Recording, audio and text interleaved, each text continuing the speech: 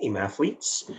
Here we are in systems, and what we're going to do in this lesson is we're going to work on solving these systems algebraically.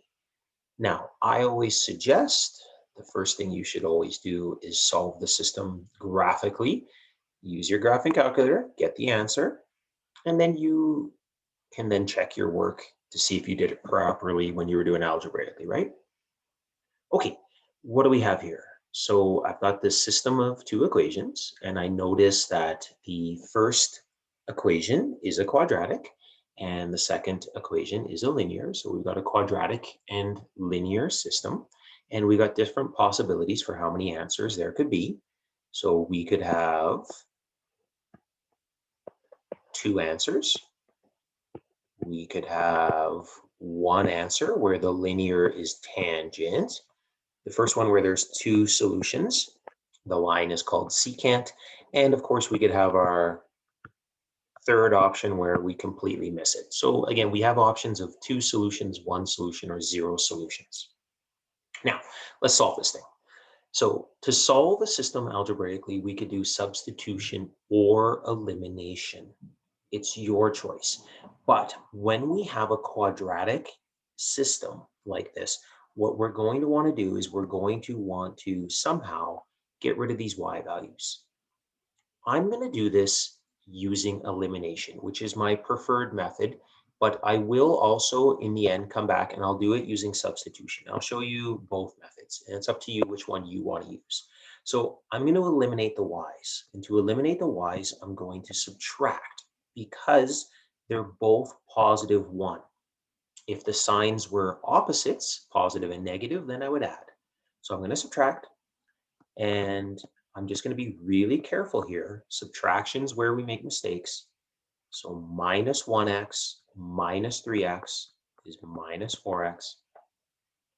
Y subtract y is 0. That was the whole goal. I eliminated, and negative 9 subtract negative 9 is 0. Hey, that worked out nicely.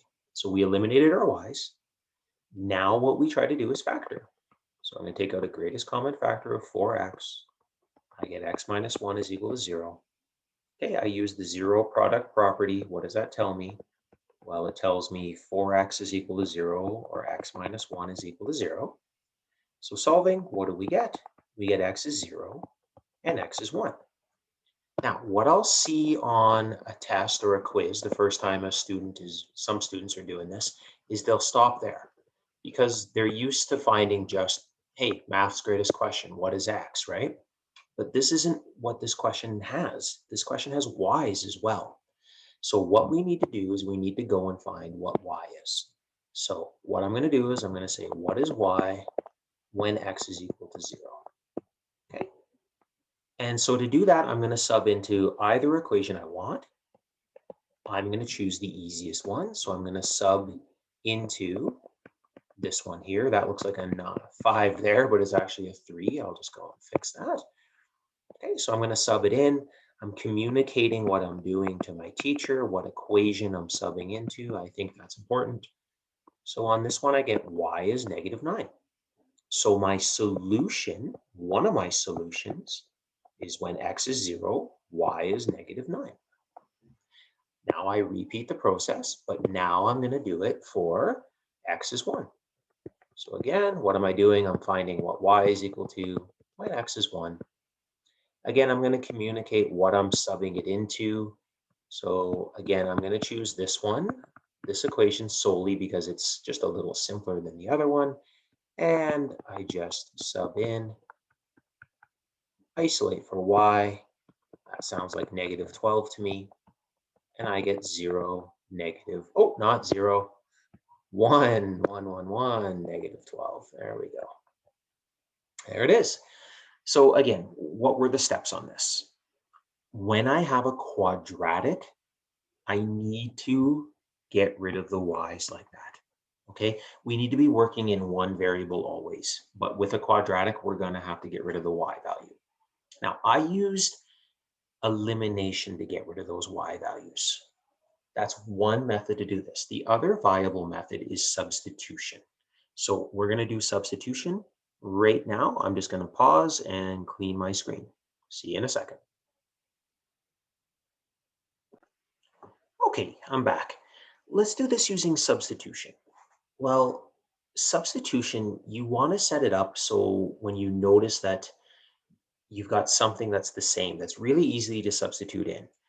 A lot of times what we do is we isolate for y equals and then set the equation equal to each other. We'd say y equals is equal to y equals and then sub in from there. What I notice is a little bit easier on this is I notice they're both equal to -9, right? So if these two things are both equal to -9 like this, and it says -9 is really equal to -9, so look at the substitution I can do then. What I'm going to say then is, well, -9, it tells me in the question, is equal to that. And in the other equation, it tells me it's equal to that. Look at that. Now, what's super convenient here, and why I didn't isolate for y, is I subtract y from both sides, and those are eliminated. They're canceled, if you want to say that. Now, I'm going to solve. So, of course, I want to get one side equal to 0. And do you see we're right back to the exact same spot?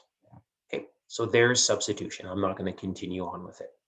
So you need to decide on each question whether you're going to substitute or eliminate, but I prefer elimination, but again, it's up to you what it is you prefer. There it is, friends. See you next time.